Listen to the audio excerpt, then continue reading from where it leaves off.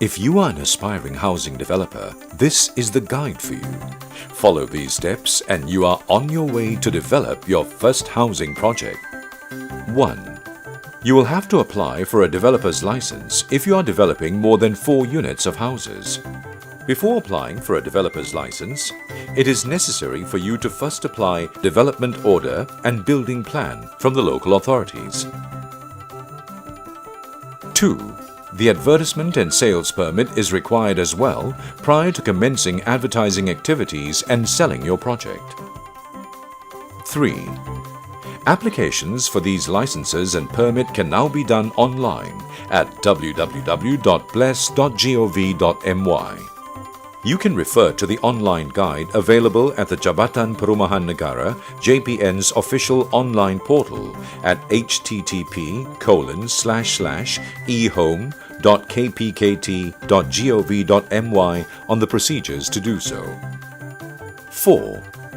Do take note that it is mandatory for a developer to open a Housing Development Account or HDA before the developer's license can be issued. Upon issuance of the license, you as the developer must perform your roles and responsibilities in accordance to the Housing Development, Control and Licensing Act 1966, also known as the Act 118, as well as other relevant regulations. These include adhering to the terms and conditions as stipulated in the Sale and Purchase Agreement or SPA signed between the developer and purchaser, such as completing the project together with a Certificate of Completion and Compliance or CCC in accordance to the regulated time frame, that is, within 24 months for individual titled properties and within 36 months for strata titled properties. Delivering vacant possession according to the quality and specification as agreed to in the SPA. Making the necessary monetary deposit to the controller in the form of cash, bank guarantee, or maintaining the required amount of deposit at any one time in the HDA. Opening and maintaining a HDA. Ensure all monies paid by the purchaser and loan associate to the project are deposited promptly into the HDA.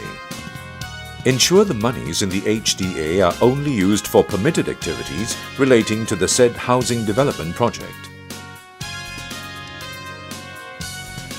Appointing an auditor. Submitting the Project Progress Report, also known as the 7F Report, detailing the physical development progress and project finances every quarter. You can submit the 7F Report online via the Pemaju system at the JPN's official online portal at http://ehome.kpkt.gov.my. Additionally, the hard copy of the 7F report complete with the statutory declaration has to be submitted as well to the Private Housing Monitoring Division under JPN. The submission of the report is crucial as the information therein shall determine the status of the project, whether it is on track, construction progress is in accordance to schedule, late, construction progress is experiencing 10 to 30% delay from the targeted schedule. Submitting your company's audited financial statements, known as the 7E report, within 6 months after the close of the financial year. This can also be done online using the Pemaju system. Should you, as the developer, fail to submit the 7F or 7E reports, you shall be liable to a fine of not less than 50,000 ringgit, but not more than 250,000 ringgit, or to imprisonment of a term not exceeding 3 years, or to both.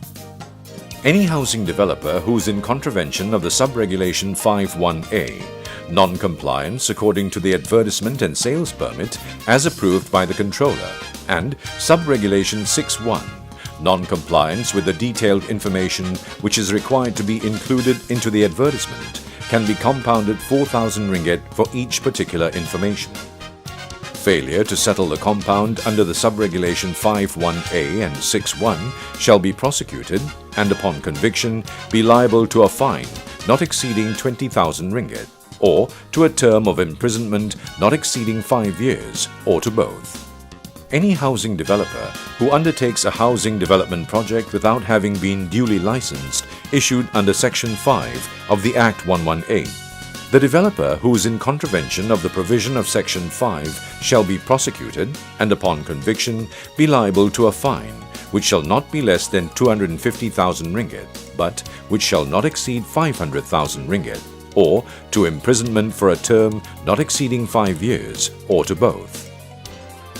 Any housing developer who fails to comply with an award made by the Tribunal of Housing and Strata Management (TPPS) or Tribunal Perumahan dan Pengurusan Strata. A developer who is in contravention of the provision of Section 16 AD shall be prosecuted and upon conviction be liable to a fine which shall not be less than 5,000 ringgit, but which shall not exceed 10,000 ringgit, or to imprisonment for a term not exceeding 2 years, or to both. Extending your full cooperation to JPN at all times by attending all meetings and sessions organized by JPN and providing complete information and details upon request by JPN. Similarly, you shall fully cooperate when JPN conducts site visits to the housing project or to the developer's office. Upon obtaining the CCC, you as the developer shall update the date of the CCC in the 7F report and extend a copy of the CCC to JPN's Private Housing Monitoring Division. May withdraw surplus monies in the HDA with the approval of the controller. May withdraw all monies in the HDA upon expiry of the defect liability period with the approval of the controller.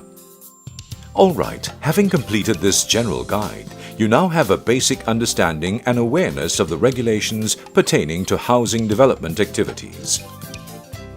You may purchase a copy of the Housing and Development Act or Act 118 for more information and to further enhance your understanding on this matter.